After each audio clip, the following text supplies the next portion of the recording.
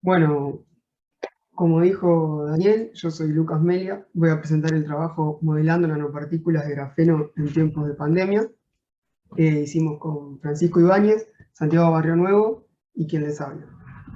Bueno, lo que vamos a ver en este trabajo es primero la introducción y los objetivos, luego vamos a hablar un poquito de las propiedades de las nanopartículas de grafeno o GQDs, después hablar un poco de la absorción de celdas solares sensibilizadas con colorante, para meternos de lleno en las simulaciones, en particular de espectros UV visibles y el cálculo del HOMO-LUMO gap de algunas moléculas. Luego vamos a hacer una propuesta de mejoras para este tipo de celdas y las conclusiones del trabajo a futuro. Bien. Bueno, como ya sabemos, existe una problemática energética debido a que los hidrocarburos del petróleo se están agotando y por la contaminación ambiental que genera esta industria. A su vez, se están estudiando año tras año cada vez más los nanomateriales y en particular está creciendo mucho el estudio de las nanopartículas de grafeno o los GQD. El año pasado, a raíz del contexto actual, nosotros decidimos estudiar algunas propiedades optoelectrónicas de los Graphene Quantum Dots usando simulaciones. Y el objetivo de este trabajo va a ser, en primer lugar, modelar estas nanopartículas, luego estudiar algunas de sus propiedades optoelectrónicas, calcular la brecha energética HOMO-LUMO y proponer mejoras pensando en que un buen camino para la transición energética puede ser la energía solar.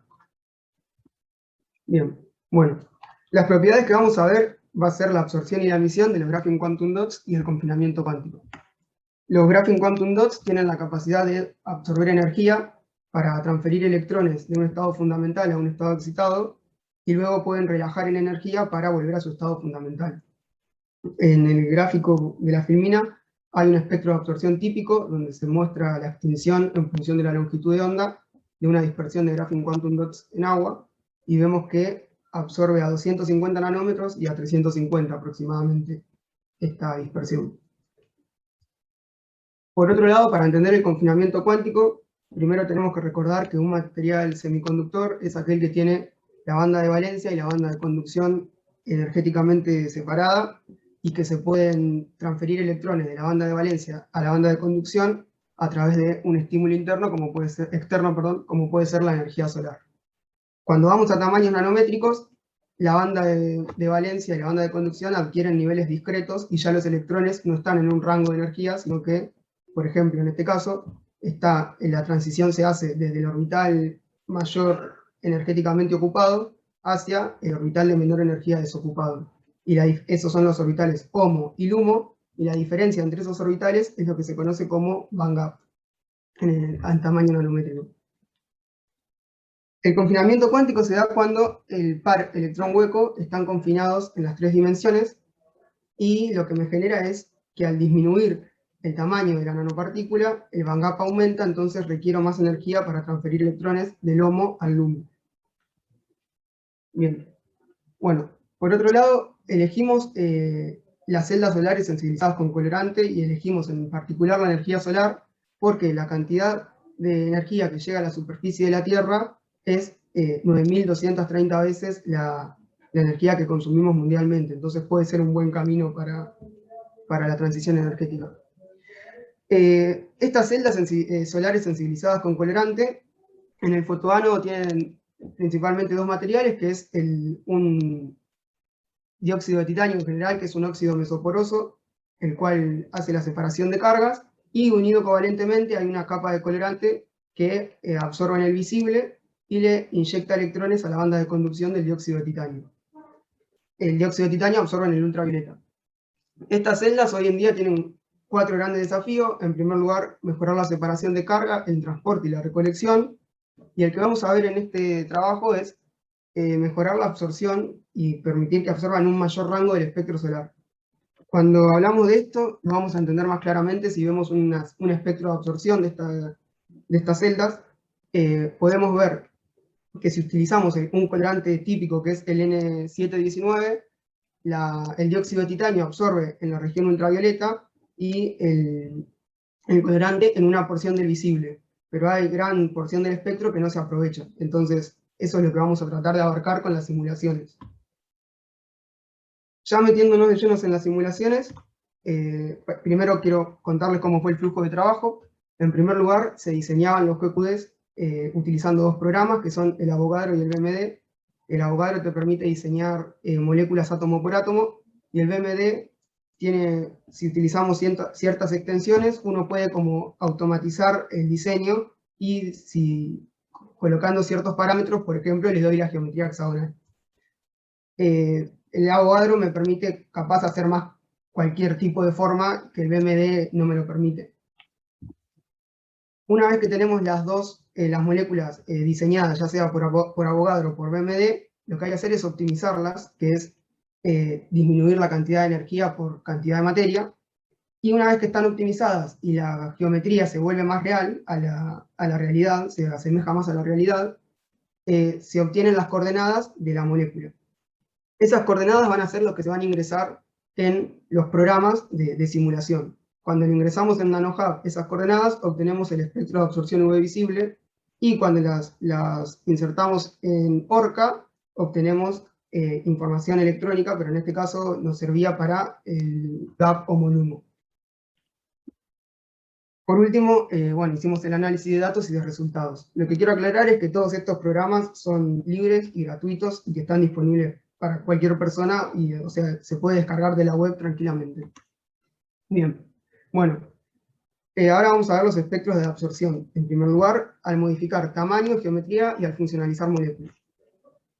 Cuando se modificó el tamaño, pero se mantuvo la geometría hexagonal de moléculas, de estas moléculas simuladas, lo que podemos ver es, sacando algunas conclusiones parciales, que a partir del circuncoroneno ya empiezan a absorber en el ultravioleta, en el visible, perdón, y que antes de ese tamaño absorben en el ultravioleta. Y que a partir de esta molécula también observamos transiciones de mayor intensidad y de menor intensidad. Lo mismo pasa para el pH 4, pH 5, pH 6, para todas esas moléculas. Además, vemos que al aumentar el tamaño de la molécula, aumenta la intensidad de extinción, ¿sí? Y que también al aumentar el tamaño de la molécula, la banda de absorción máxima se desplaza hacia mayores longitudes de onda o hacia el rojo. Esto está reportado en la literatura y se debe a la deslocalización de orbitales pi.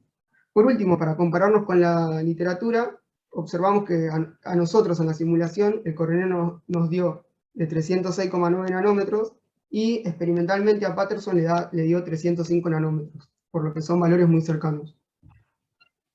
Cuando hicimos lo mismo, es decir, aumentar el tamaño, pero ahora manteniendo la geometría lineal, es decir, se fue agregando una por una anillo de benceno, podemos ver que hasta los tamaños estudiados, ninguna molécula absorbía en el visible, sino que absorbían en el ultravioleta, pero aquí también se observan transiciones de mayor intensidad y de menor intensidad para los tamaños mayores al naftaleno. En esta geometría también puede verse que al aumentar el tamaño de la molécula aumenta la intensidad de extinción, y hay un desplazamiento hacia el rojo cuando también se aumenta el tamaño debido a la deslocalización de orbitales pi. Ahora, para compararnos con el antraceno, perdón, con la literatura, vemos que el antraceno a nosotros nos dio un pico de absorción a 266 nanómetros, mientras que a Jones experimentalmente le dio 251 nanómetros. O sea, y la discrepancia puede ser porque Jones estudió antraceno en un determinado solvente y la simulación se realiza en vacío. Bien, luego estudiamos el rol de la geometría, estudiando moléculas con la misma cantidad de anillos, pero distintas geometrías. Y comparamos el coroneno con una molécula de geometría lineal de 7 anillos, y el circuncoroneno con una molécula de geometría lineal de 19 anillos.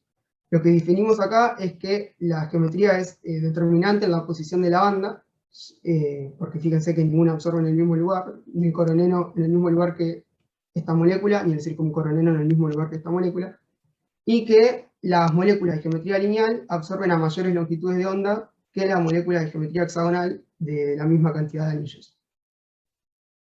Bien, el último experimento que hicimos respecto de simulaciones del espectro UV visible es funcionalizar químicamente la molécula para distintos tamaños. En este caso se muestra para el tamaño del benceno, que es la curva azul, y vemos también la curva negra es el espectro UV visible del benceno con un grupo carboxilo cargado, y la curva roja es el espectro del benceno con un grupo carboxilo. Lo que puede verse es que al aumentar, al funcionalizar la molécula, la banda de absorción se desplaza levemente hacia el rojo y disminuye la intensidad de extinción. Además, aparecen estas nuevas bandas que no aparecen en el espectro del benceno, por lo que se cree que son propias del grupo funcional, y esto se hizo no solamente para estos tamaños, sino para 3 tamaños más grandes de geometría hexagonal, y todos mostraron tendencias similares. Bien, lo último que se simuló fue el HOMO-LUMO gap de moléculas hexagonales, utilizando 3 métodos distintos que son Hartree-Fock, DFT y TDDFT, y se compararon. Lo que podemos ver, primero comparando el método Hartree-Fock con el método DFT, es que ambos muestran que al aumentar el tamaño, perdón, acá estamos viendo energía del HOMO y del LUMO para distintas moléculas hexagonales. Tanto en el primer gráfico es el Hartree-Fock y en el segundo el DFT. Y lo que podemos ver es que al aumentar el tamaño de la molécula para cualquiera de los dos métodos, el HOMO-LUMO gap disminuye. Sin embargo, si agarramos una molécula cualquiera, como puede ser el coroneno, vemos que para el método Hartree-Fock el HOMO-LUMO gap me da de 8,4 electronvolt y para el método DFT me da de 3,9 electronvolt. Por lo que a pesar de que muestran la misma tendencia, hay una gran diferencia. Como dijimos, se compararon 3 métodos y el método TDDFT nos permitió solamente estudiar el benceno y el coroneno, debido a que requiere mayor poder computacional y para moléculas más grandes la computadora no alcanzaba. Cuando comparamos con el TDDFT, lo que podemos ver es que para el coroneno da 4 electronvolt el HOMO-LUMO gap, que es muy parecido a lo que me había dado en el DFT y se aleja del método Hartree-Fock. Además, lo que hicimos fue compararlo con otros programas, como fue con el NanoHub, que era quien me daba el espectro de absorción, y si convertimos las longitudes de onda de absorción del coroneno en energía, termina dando alrededor de 4 electronvolt, por lo que es muy parecido al TDDFT y al DFT. Y a la comparación con la literatura que habíamos hecho al inicio. Por lo que concluimos que el DFT y el TDDFT no solo son valores cercanos entre sí, sino cercanos con la realidad, mientras que el método Hartree-Fock solo me permite conocer la tendencia. Bien.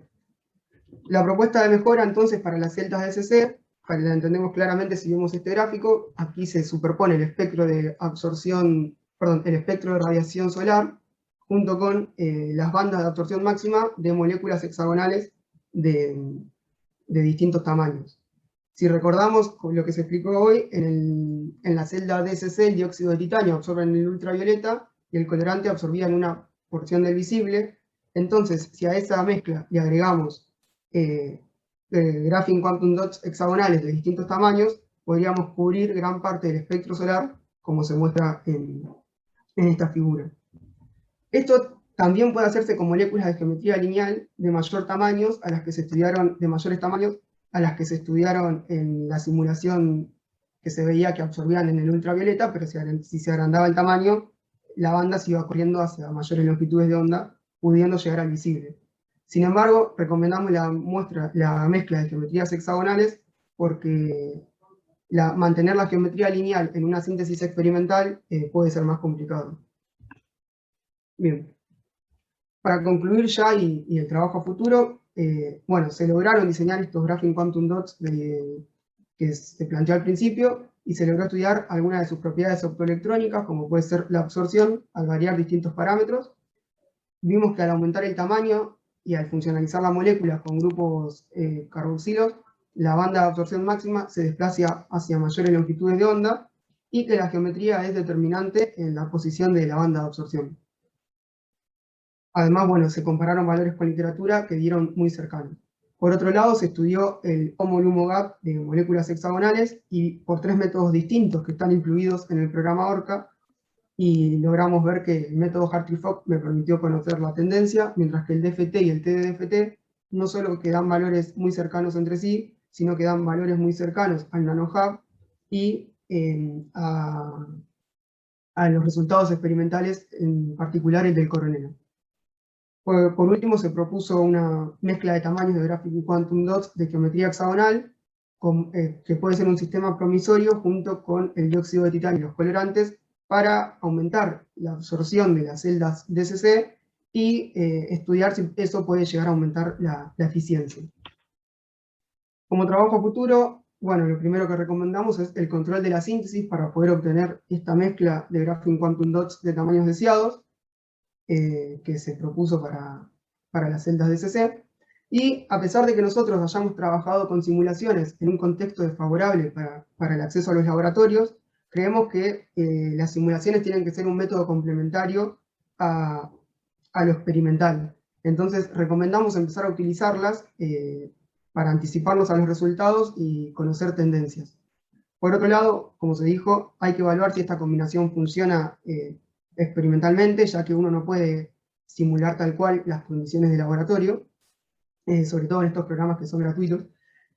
Y otra cosa que se nos ocurrió es reemplazar el dióxido de titanio por graphene quantum dots de geometrías lineales que sabemos que absorben en el ultravioleta, como el dióxido de titanio, y ver si permite construir la celda DSC, que probablemente un graphene quantum dot de geometría lineal sea más económico que el dióxido de titanio. Por último, bueno, queremos cerrar diciendo que creemos que la transición energética debe hacerse buscando materiales abundantes, ambientalmente amigables y no tóxicos, como pueden ser, en este caso, las nanopartículas de grafeno. Bueno, muchas gracias y quedo abierto a preguntas. No sé si tienen alguna.